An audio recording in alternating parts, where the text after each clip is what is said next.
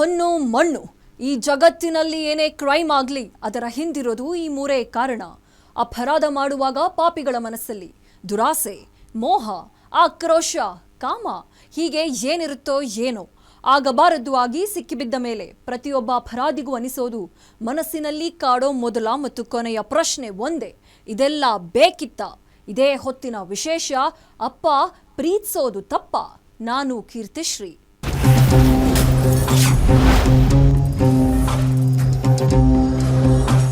ರಾಜ್ಯದಲ್ಲಿ ಮತ್ತೊಮ್ಮೆ ಮರ್ಯಾದೆಗೇಡು ಹತ್ಯೆ ಸದ್ದು ಮಾಡ್ತಿದೆ. ಅನ್ಯ ಜಾತಿಯ ಯುವಕನನ್ನ ಪ್ರೀತಿಸಿದ್ಲು ಅನ್ನೋ ಕಾರಣಕ್ಕೆ ಹೆತ್ತ ಮಗಳನ್ನೇ ತಂದೆ ಕೊಂದು ಹಾಕಿದ್ದಾನೆ. ಈ ಪಾಪಿ ತಂದೆಗೆ ಆತನ ಇಬ್ಬರು ಸಂಬಂಧಿಕರು ಸಾಥ್ ನೀಡಿದ್ದಾರೆ. ಮಗಳನ್ನ ಕೊಂದ ತಂದೆ ಬಳಿಕ ದೊಡ್ಡ ನಾಟಕ ಮಾಡಿದ್ದ, ಹೊಸ ಕಥೆಯನ್ನೇ ಸೃಷ್ಟಿಸಿದ್ದ. ಆದರೆ ಯಾವಾಗ ಪೊಲೀಸರಿಗೆ ವಿಷಯ ಗೊತ್ತಾಯ್ತೋ ಸತ್ಯವನ್ನ ಕಕ್ಕಿಸಿದ್ದಾರೆ. ಏನಿದು ನಾಟಕದ ಕಥೆ ಅಂತೀರಾ? ಈ ಸ್ಟೋರಿ ನೋಡಿ.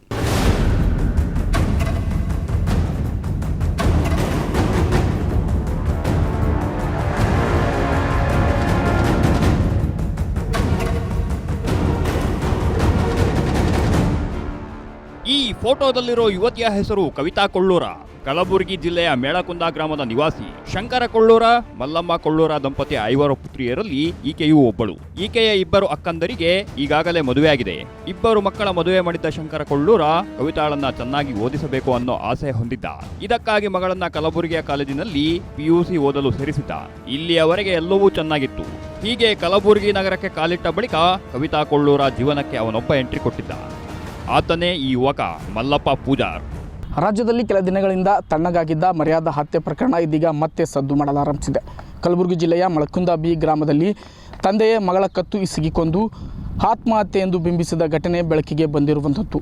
ಇನ್ನು ಮಳಕುಂದ ಗ್ರಾಮದ ನಿವಾಸಿಯಾದ ಕವಿತಾ ಕೊಳ್ಳೂರ್ ಎಂಬ ಯುವತಿ ಅದೇ ಗ್ರಾಮದ ಮಾಳಿಂಗ ಪೂಜಾರಿ ಎಂಬ ಯುವಕನನ್ನು ಪ್ರೀತಿಸುತ್ತಿದ್ದಳು. ಇದು ಮನೆಯಲ್ಲಿ ಕೂಡ ಗೊತ್ತಾಗಿದ್ದು ಆಕೆಯನ್ನು ಕಾಲೇಜ್ ಬಿಡಿಸಿ ಮನೆಯಲ್ಲೇ ಕೂಡಿ ಹಾಕಲಾಗಿತ್ತು. ಆದರೆ ಆಕೆ ನಾನು ಆತನನ್ನೇ ಮದುವೆ ಆಗ್ತೀನಿ ಎಂದು ಪಟ್ಟು ಹಿಡಿದ ಹಿನ್ನೆಲೆ ಕವಿತಾಳ ತಂದೆ ಶಂಕರ್ ಕೊಳ್ಳೂರ್ ಹಾಗೂ ಆತನ ಸಂಬಂಧಿಕರಾದಂತಹ ಶರಣು ಹಾಗೂ ದತ್ತು ಮೂವರು ಸೇರಿಕೊಂಡು ಕವಿತಾಳನ್ನು ಕತ್ತು ಇಸುಕಿ ಕೊಂದಿದ್ದಾರೆ.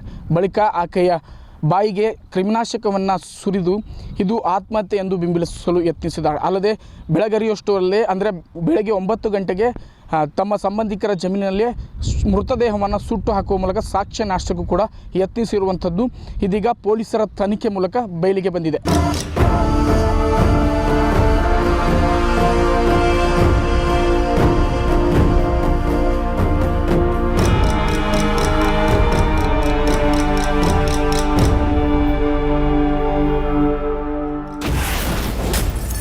ಕಾಲೇಜಿಗೆ ಹೋಗುತ್ತಿದ್ದ ಕವಿತಾ ಬಾಳಿಗೆ ಮಲ್ಲಪ್ಪ ಎಂಟ್ರಿ.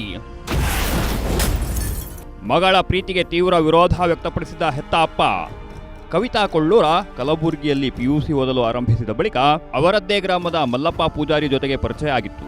ಹೀಗೆ ಆದ ಪರಿಚಯ ಕೊನೆಗೆ ಪ್ರೀತಿಗೆ ತಿರುಗಿತ್ತು. ಇಬ್ಬರು ಗಾಢವಾಗಿ ಪ್ರೀತಿಸಲು ಆರಂಭಿಸಿದ್ರು. ಸುಮಾರು 1 ವರ್ಷ ಇವರ ಪ್ರೀತಿ ಪ್ರೇಮದ ವಿಚಾರ ಗುಟ್ಟಾಗೇ ಇತ್ತು. ಆದರೆ 6 ತಿಂಗಳ ಹಿಂದೆ ಇಬ್ಬರ ಪ್ರೀತಿ ವಿಚಾರ ಕವಿತಾ ಮನೆಯಲ್ಲಿ ಗೊತ್ತಾಗಿತ್ತು. ಈ ವೇಳೆ ಅವರ ತಂದೆ ಶಂಕರ ಕೊಳ್ಳೂರ ಆಕೆಗೆ ಬುದ್ಧಿಮಾತು ಹೇಳಿದ್ರು.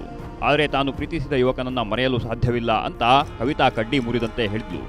ಈ ವಿಚಾರಕ್ಕೆ ತಂದೆ ಮಗಳ ನಡುವೆ ಹಲವಾರು ಬಾರಿ ಜಗಳ ಕೂಡ ಆಗಿತ್ತು ಅಂತ ಕವಿತಾ ತಾಯಿ ಮಲ್ಲಮ್ಮ ಹೇಳ್ತಾರೆ. ಇಲ್ಲಿಯೋನೇ ರೀ ಪೂಜಾರಿ ಪೈಕಿ ರೀ ಆಟೋ ನಡೆಸ್ತಾನ್ರಿ ಸರ್. ಕುಡಿತಾನತ್ರಿ, ಕುಡಿತಾನ, ಆಟೋ ನಡೆಸ್ತಾನ. ನಾನು ಹೊಲ ಇಲ್ಲ ಮನೆ ಇಲ್ಲ, ಬೇಡಮ್ಮ ಬೇಲೂರಾಗಿದ್ದರೆ ಹಂಗಾರೆ ಊರನ್ನ ಮಾತು ಬೇಡ ಕೇಳಿಲ್ರಿ ಸರ್. ನಾವನಿಗೆ ಮಾಡ್ಕೊಂಡ್ರೆ ಅವರು ನಮ್ಗೆ ಈ ಕಡೆ ಗೊತ್ತಾಗಿದೆ 6 ತಿಂಗಳದಿಂದ ಗೊತ್ತಾಗ್ಯಾರ ಸರ್. ಅವರು ಕಡೆ ಎಷ್ಟು ದಿನ ಆಯ್ತು ಗೊತ್ತಿಲ್ಲ ರೀ ಸರ್. ಮಾಡ್ಕೊಳ್ಳೋದೈತ್ರಿ ಅವರು ಸರ್. ಆಕೆ ಅವ್ರ ಅಪ್ಪಗೆ ಹೇಳೇ ಮಾಡ್ಕೋಬೇಕಂತ ಆಕಿಂದ್ರಿ ಸರ್.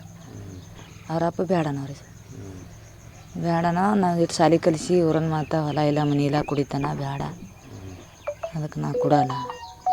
ನೀನು ಇಚ್ಛೆ ಐತ ನೀ ಮನೆಗೆ ಬರೋದಿಲ್ಲ, ಆ ಕಡೆ ಹೋಗೋದು. ಹಂಗಿತ್ತಂದ್ರೆ ಹೋಗು, ಇಲ್ಲಾಂದ್ರೆ ಇಲ್ಲ.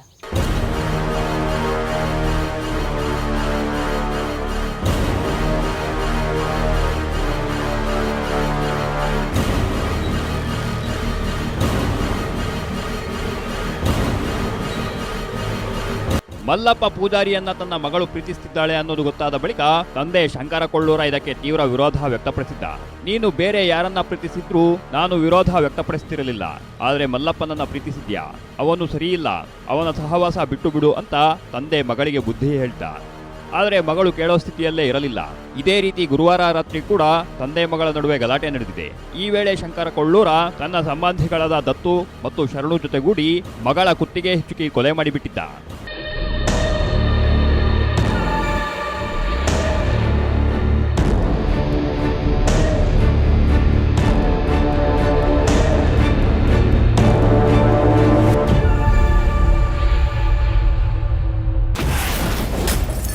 ಮಗಳನ್ನ ಕೊಂದು ಆತ್ಮಹತ್ಯೆ ಕಥೆ ಕಟ್ಟಿದ್ದ ಪಾಪಿ ತಂದೆ. ಮಗಳು ಸತ್ತ ಬಳಿಕ ಕ್ರಿಮಿನಾಶಕ ಸಿಂಪಡಿಸಿ ನಾಟಕ. ಗುರುವಾರ ರಾತ್ರಿ ಕವಿತಾ ಕೊಳ್ಳೂರ ಜೊತೆ ಗಲಾಟೆ ಶುರು ಮಾಡಿದ ಶಂಕರ ಕೊಳ್ಳೂರ ಕೋಪದ ಭರದಲ್ಲಿ ಮಗಳನ್ನ ಕೊಂದು ಬಿಟ್ಟಿದ್ದ. ಮಗಳು ಸತ್ತಿದ್ದಾಳೆ ಅನ್ನೋದು ಗೊತ್ತಾದ ಬಳಿಕ ಆಕೆಯ ಮುಖದ ಮೇಲೆ ಕ್ರಿಮಿನಾಶಕ ಸಿಂಪಡಿಸಿದ್ದ. ಈ ಮೂಲಕ ತನ್ನ ಮಗಳು ವಿಷ ಸೇವಿಸಿ ಆತ್ಮಹತ್ಯೆ ಮಾಡಿಕೊಂಡಿದ್ದಾಳೆ ಅಂತ ಕಥೆ ಕಟ್ಟಿದ್ದ. ಅಲ್ಲದೆ ಇಡೀ ಗ್ರಾಮದಲ್ಲಿ ಆಕೆ ಆತ್ಮಹತ್ಯೆ ಮಾಡಿಕೊಂಡಿದ್ದಾಳೆ ಅಂತ ಹೇಳಿಕೊಂಡು ತಿರುಗಿದ್ದ. ಅಲ್ಲದೆ ಬೆಳ್ಳಂಬೆಳಗ್ಗೆ ತನ್ನ ಸಂಬಂಧಿಕರ ಹೊಲದಲ್ಲಿ ಮಗಳ ಮೃತದೇಹವನ್ನ ಸುಟ್ಟು ಹಾಕಿದ್ದ. ಏನು ಕವಿತಾ ಕೊಳ್ಳೂರಿದ್ದಾಳೆ, ಆಕೆ ಕಲಬುರಗಿ ನಗರದಲ್ಲಿ ದ್ವಿತೀಯ PUC ವ್ಯಾಸಂಗವನ್ನು ಮಾಡ್ತಿದ್ದಾಳೆ. ಮೆಳಕುಂದದಿಂದ ಕಲಬುರಗಿಗೆ ಹೋಗೋದು ಬರೋದು ಮಾಡ್ತಿರುವ ಹಿನ್ನೆಲೆ ಈ ನಡುವೆ ಆಕೆಗೆ ಮಾಳಿಂಗ ಪೂಜಾರಿ ಎಂಬಾತನೊಂದಿಗೆ ಪ್ರೀತಿ ಉಟ್ಕೊಳ್ಳುತ್ತೆ. ಈ ವಿಚಾರ ಪೋಷಕರಿಗೂ ಕೂಡ ಗೊತ್ತಾಗುತ್ತೆ. ಈ ವೇಳೆ ಪೋಷಕರು ಆಕೆಗೆ ಬುದ್ಧಿ ಹೇಳುವ ಕೆಲಸವನ್ನು ಕೂಡ ಮಾಡ್ತಾರೆ. ಆದರೆ ಕವಿತಾ ಯಾವುದೇ ಕಾರಣಕ್ಕೂ ನಾನು ಆತನನ್ನೇ ಮದುವೆ ಆಗ್ತೇನೆ ಎಂದು ಹಠ ಹಿಡಿತಾಳೆ. ಈ ವೇಳೆ ಆಕ್ರೋಶಗೊಂಡಂಥ ಪೋಷಕರು ಆಕೆಗೆ ಕತ್ತು ಹಿಸುಕಿ ಕೊಲೆ ಮಾಡಿ ಕ್ರಿಮಿನಾಶಕವನ್ನು ಬಾಯಿಗೆ ಸುರಿಸಿ ಇದು ಆತ್ಮಹತ್ಯೆ ಎಂದು ಬಿಂಬಿಸಲು ಪ್ರಯತ್ನ ಪಡ್ತಾರೆ. ಅಷ್ಟೇ ಅಲ್ಲದೆ ಸಂಬಂಧಿಕರ ಹೊಲದಲ್ಲಿಯೇ ಬೆಳಗರಿಯುವಷ್ಟರಲ್ಲಿಯೇ ಆಕೆಯ ಮೃತದೇಹವನ್ನು ಸುಟ್ಟು ಹಾಕುವ ಮೂಲಕ ದುಷ್ಕೃತ್ಯವನ್ನು ಎಸಗಿರ್ತಾರೆ. ಆದರೆ ಅದೇ ಗ್ರಾಮದ ವ್ಯಕ್ತಿಯೋರ್ವ ಅನಾಮಧೇಯ ವ್ಯಕ್ತಿಯೋರ್ವ ಪೊಲೀಸರಿಗೆ ಈ ಕುರಿತು ಮಾಹಿತಿಯನ್ನು ನೀಡುತ್ತಾರೆ. ಕೂಡಲೇ ಅಲರ್ಟ್ ಆದಂಥ ಪೊಲೀಸರು ತನಿಖೆಯ ಬೆನ್ನತ್ತುತ್ತಾರೆ. ಈ ವೇಳೆ ಸತ್ಯತೆ ಹೊರಬಂದಿದ್ದು 3 ಜನ ಆರೋಪಿಗಳನ್ನು ಪೊಲೀಸರು ಇದೀಗ ಬಂಧಿಸಿದ್ದಾರೆ. ಪೊಲೀಸರಿಗೆ ಬಂದಿತ್ತು ಅನಾಮಿಕ ಕರೆ. Full alert. ಖಾಕಿ ತನಿಖೆಯಲ್ಲಿ ಬಯಲಾಗಿತ್ತು ಕೊಲೆ ಹಿಂದಿನ ರಹಸ್ಯ. ಯಾವಾಗ ಶಂಕರ ಕೊಳ್ಳೂರ ಶುಕ್ರವಾರ ಬೆಳಗ್ಗೆ 9 ಗಂಟೆಗೆ ತನ್ನ ಮಗಳನ್ನ ತನ್ನ ಸಂಬಂಧಿಕರ ಹೊಲದಲ್ಲಿ ತರಾತುರಿಯಲ್ಲಿ ಸುತ್ತಿದ್ದಾನೆ ಅಂತ ಗೊತ್ತಾಯ್ತು, ಒಬ್ಬ ಅನಾಮಿಕ ಪೊಲೀಸರಿಗೆ ಕರೆ ಮಾಡಿದ್ದ. ತಮ್ಮ ಊರಲ್ಲಿ ತರಾತುರಿಯಲ್ಲಿ ಒಬ್ಬ ಹುಡುಗಿಯ ಅಂತ್ಯ ಸಂಸ್ಕಾರ ಮಾಡ್ತಿದ್ದಾರೆ ಅಂತ ಮಾಹಿತಿ ನೀಡಿದ್ದ. ಯಾವಾಗ ಪೊಲೀಸರಿಗೆ ಈ ಮಾಹಿತಿ ಸಿಕ್ಕಿತೋ ಪೊಲೀಸರು ಫುಲ್ ಅಲರ್ಟ್ ಆಗಿದ್ರು. ಕರೆ ಬರ್ತಿದ್ದಂತೆ ಮೇಳಕುಂದ ಗ್ರಾಮಕ್ಕೆ ಓಡೋಡಿ ಬಂದಿದ್ರು. ಕವಿತಾ ಕೊಳ್ಳೂರಾಳನ್ನ ಸುಟ್ಟಿದ್ದ ಜಾಗದಲ್ಲಿ ಮಹಜರು ಮಾಡಿದ್ರು. ಬಳಿಕ ಶಂಕರ ಕೊಳ್ಳೂರನನ್ನು ವಶಕ್ಕೆ ಪಡೆದು ತಮ್ಮ ಸ್ಟೈಲ್ನಲ್ಲಿ ವಿಚಾರಿಸಿದಾಗ ಮರ್ಯಾದೆಗೇಡು ಹತ್ಯೆಯ ಹಿಂದಿನ ರಹಸ್ಯ ಬಾಯಿಬಿಟ್ಟಿದ್ದ. Farhatabad police station Melakunda B ಗ್ರಾಮದಲ್ಲಿ ಒಂದು ಕೊಲೆ ಪ್ರಕರಣ ವರದಿ ಬೆಳಕಿಗೆ ಬಂದಿದೆ. ಅದರಲ್ಲಿ ಪ್ರಾಥಮಿಕವಾಗಿ ನಮಗೆ ಬಂದ ಮಾಹಿತಿ ಏನಂತಂದರೆ, ಒಂದು ಯುವತಿ ಅರೌಂಡ್ 18ರಿಂದ 20 ವರ್ಷದ ಯುವತಿ ಆತ್ಮಹತ್ಯೆ ಅಂತ ಪ್ರತಿಬಿಂಬಿಸಿ ಅದನ್ನು ಅಂತಿಮ ಸಂಸ್ಕಾರ ಮಾಡ್ತಾ ಇದ್ದಾರೆ. ವಿಷ ತೆಗೆದುಕೊಂಡು ಆತ್ಮಹತ್ಯೆ ಮಾಡಿಕೊಂಡು ಮೃತರಾಗಿರ್ತಾರೆ ಮತ್ತು ಅಂತಿಮ ಸಂಸ್ಕಾರ ಮಾಡ್ತಾ ಇದ್ದಾರೆ. ಬಟ್ ಅದರಲ್ಲಿ ಕೊಲೆ ಮಾಡಿರುವ ಶಂಕೆ ಇದೆ ಅಂತ ಕೆಲವು ಖಚಿತ ಮಾಹಿತಿ ಬರುತ್ತೆ. ಆ ಹಿನ್ನೆಲೆಯಲ್ಲಿ ಸ್ಥಳೀಯ ಪೊಲೀಸರು ಹೋಗಿ ಅಲ್ಲಿ ಪ್ರಾಥಮಿಕ ವಿಚಾರಣೆಯನ್ನು ಮಾಡ್ತಾರೆ. ನಂತರ ಅದು ಏನು ಮಾಹಿತಿ ನೀಡಿದರೆ ಅದು ಖಚಿತವಾದ ನಂತರ ನಾವು ಕೂಡ ಹಿರಿಯ ಅಧಿಕಾರಿಗಳೆಲ್ಲ ಸ್ಥಳಕ್ಕೆ ವಿಸಿಟ್ ಮಾಡ್ತೀವಿ ಮತ್ತು ನಮ್ಮ ಸೋಕೋ ಟೀಮ್ ಮತ್ತು ಫೋರೆನ್ಸಿಕ್ ಟೀಮ್ಸ್ ಮತ್ತು ಎಲ್ಲ ವೈಜ್ಞಾನಿಕವಾಗಿ ಏನೇನು ತನಿಖೆ ಆಗಬೇಕು ಎಲ್ಲ ಆಯಾಮಗಳಲ್ಲಿ ಮಾಹಿತಿ ಕಲೆ ಹಾಕಿದಾಗ ಅದು ನಿಜ ಸತ್ಯಾಂಶ ಬೆಳಕಿಗೆ ಬರುತ್ತೆ. ಬೇಸಿಕಲಿ ನಡೆದಿದ್ದೇನಂತಂದರೆ ಇವರೇನು ಮೃತರಾಗಿದ್ದಾರೆ, ಕವಿತಾ ಅಂತ 18 ವರ್ಷ PU ಎಜುಕೇಷನ್ ಮುಗಿದಿದೆ ಸೈನ್ಸಲ್ಲಿ. ಅವರು ಬೇರೆ ಜಾತಿಯ ಹುಡುಗನಿಗೆ ಒಬ್ಬನಿಗೆ ಪ್ರೀತಿ ಮಾಡ್ತಾಯಿದ್ದರು. ಅದಕ್ಕೆ ಕುಟುಂಬದ ಈ ರೀತಿ ಅನ್ಯ ಜಾತಿಯ ಹುಡುಗನಿಗೆ ಮದುವೆ ಆದರೆ ಊರಲ್ಲಿ ಗ್ರಾಮಸ್ಥರು ಏನಂತಾರೆ ಮತ್ತು ಲವ್ ಮ್ಯಾರೇಜ್ ಬಗ್ಗೆನೇ ಥರ ಕೆಟ್ಟದಾಗಿ ಊರಲ್ಲಿ ಮಾತಾಡ್ತಾರೆ. ಎರಡನೇದು ಈ ಉಳಿದ ಹುಡುಗಿಯರ ಮದುವೆಗೂ ಕೂಡ ಇದು ಅಡಚಣೆ ಆಗ್ಬೋದು ಅಂತ ಹೇಳಿ ಸುಮಾರು ಇದಕ್ಕೆ ಅವರು ತಿಳುವಳಿಕೆ ಹೇಳಲಿಕ್ಕೆ ಟ್ರೈ ಮಾಡ್ತಾರೆ. ಸಂಬಂಧಿಕರಿಂದ ತಿಳಿಸ್ಲಿಕ್ಕೆ ಟ್ರೈ ಮಾಡಿದ್ದಾರೆ ಮತ್ತು ಇದನ್ನೆಲ್ಲ ಬಿಟ್ಟು ಓದಿನ ಕಡೆ ಹೆಚ್ಚು ಗಮನ ಕೊಡುವಂತೆಲ್ಲನೂ ಕೂಡ ಹೇಳಿದ್ದಾರೆ.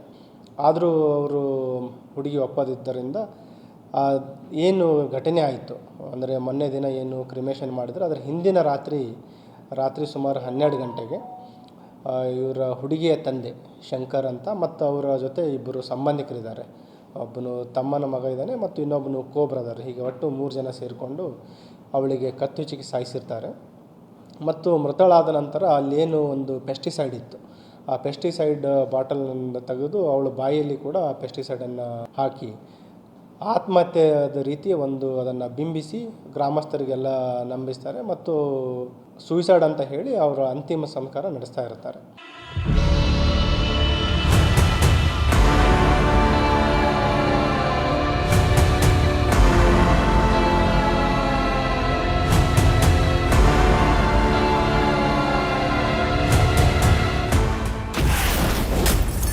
ಹೆತ್ತ ಮಗಳನ್ನೇ ಕೊಂದ ಪಾಪಿ ತಂದೆ ಕಂಬಿ ಹಿಂದೆ. ತಂದೆಗೆ ಸಾಥ್ ನೀಡಿದ್ದ ಇಬ್ಬರನ್ನ ಬಂಧಿಸಿದ ಖಾಕಿ. ಯಾವಾಗ ಪೊಲೀಸರು ಕೇಸ್ಗೆ ಎಂಟ್ರಿ ಕೊಟ್ಟರೋ ಕೊಲೆಯ ಹಿಂದಿನ ರಹಸ್ಯ ಬಯಲಾಗಿತ್ತು. ತಕ್ಷಣವೇ ಎಚ್ಚೆತ್ತ ಪೊಲೀಸರು ಕವಿತಾಳನ್ನ ಕೊಂದಿದ್ದ ಶಂಕರ ಕೊಳ್ಳೂರನನ್ನ ವಶಕ್ಕೆ ಪಡೆದುಕೊಂಡಿದ್ರು. ಜೊತೆಗೆ ಆತನಿಗೆ ಸಹಕರಿಸಿದ ಇಬ್ಬರು ಸಂಬಂಧಿಕರಾದ ದತ್ತು ಮತ್ತು ಶರಣು ಅನ್ನೋರನ್ನ ಬಂಧಿಸಿದ್ರು. ಈಗ ಮೂವರು ಜೈಲು ಪಾಲಾಗಿದ್ದಾರೆ. ಸದ್ಯ ಫರ್ತಾಬಾದ್ ಪೊಲೀಸ್ ಠಾಣೆಯಲ್ಲಿ ಪೊಲೀಸರು ಸುಮೋಟೋ ಪ್ರಕರಣವನ್ನು ದಾಖಲಿಸಿ 3 ಆರೋಪಿಗಳನ್ನು ಬಂಧಿಸಿ ವಿಚಾರಣೆಗೆ ಒಳಪಡಿಸಿದ್ದಾರೆ. ಇನ್ನು ಕಲಬುರಗಿ ನಗರ ಪೊಲೀಸ್ ಆಯುಕ್ತರಾದ ಶರಣಪ್ಪ ಡಗ್ಗೆ ಹಾಗೂ ಹಿರಿಯ ಪೊಲೀಸ್ ಅಧಿಕಾರಿಗಳು ಸ್ಥಳಕ್ಕೆ ಭೇಟಿ ನೀಡಿ ಪರಿಶೀಲನೆಯನ್ನು ಕೈಗೊಂಡಿದ್ದು, ಅದೇನೇ ಇರಲಿ ಸದ್ಯ ರಾಜ್ಯದಲ್ಲಿ ಕಳೆದ ಹಲವು ದಿನಗಳಿಂದ ತಣ್ಣಗಾಗಿದ್ದಂಥ ಮರ್ಯಾದಾ ಹತ್ಯೆ ಪ್ರಕರಣ ಮತ್ತೆ ಮುನ್ನೆಲೆಗೆ ಬಂದಿರುವುದು ನಿಜಕ್ಕೂ ದುರಂತವೇ ಸರಿ. ಶ್ರೀಕಾಂತ್ ಬಿರಾಳ್, ಗ್ಯಾರಂಟಿ.